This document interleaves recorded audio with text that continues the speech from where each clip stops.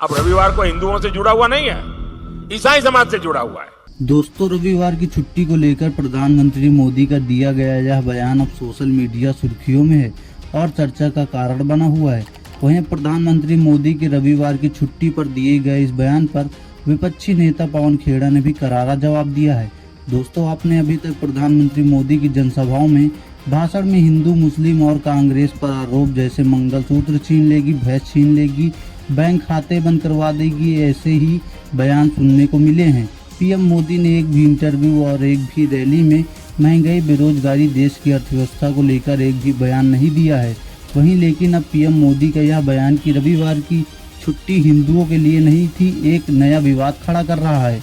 दरअसल दोस्तों, प्रधानमंत्री मोदी ने झारखंड के दुमका में रैली के दौरान भाषण में कहा था कि हमारे यहाँ रविवार की छुट्टी होती है। जब अंग्रेज यहाँ राज करते थे तो ईसाई समाज छुट्टी रविवार को मनाता है।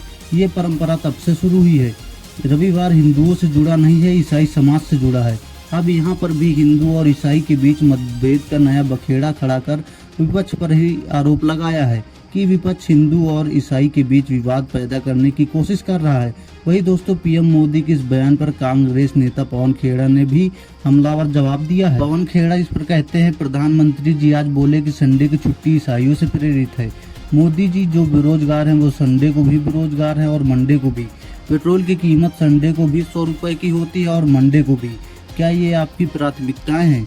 आप जब भी मुंह खोलते हैं लोग आश्वस्त हो जाते हैं कि आपको अब आराम की जरूरत है। प्रधानमंत्री जी, कल रविवार को आपने छुट्टी रखी, कल आपने प्रचार नहीं किया, देश ने भी राहत की सांस ली कि ऐसी कोई टिप्पणी आपने नहीं की जिससे कि जगह साई हो देश की। आज सोमवार को, मंडे को आपने फिर मुंह खोला और आपने क्या बोला कि संडे की छुट्टी ईसाइयों के प्रभाव से शुरू हुई है, ये हिंदू संस्कृति में नहीं है। देश के प्रधानमंत्री मंडे को जब मुंह खोलते हैं तो अजीब सी बातें बोलते हैं। पूरा देश, पूरा विश्व फिर हंस रहा है। अरे आप 10 साल से प्रधानमंत्री हैं, ये मुद्दे हैं आपके पास कि संडे को छुट्टी होनी चाहिए या मंडे को, और संडे की छुट्टी कौन से धर्म से प्रेरित है? 10 साल में बदल देते और तो कुछ बदल नहीं पाएगी, छोटी मोटी बातें ही कर लेते। प्रधानमंत्री जी, छुट्टी संडे को हो या मंडे को, जो बेरोजगार है वो संडे को भी बेरोजगार है और मंडे को भी बेरोजगार है। जो 1 घंटे में 2 नौजवान आत्महत्या कर रहे हैं इस देश के, वो संडे या मंडे देख के रुकते नहीं है। पेट्रोल अगर संडे को 100 रुपए लीटर है तो मंडे को भी 100 रुपए लीटर है। गैस सिलेंडर संडे को 400 रुपए 1100 रुपए है तो मंडे को भी 1100 रुपए है। 400 हमारे को अपने वक्त का कीमत याद आ जाती है, माफ कीजिएगा।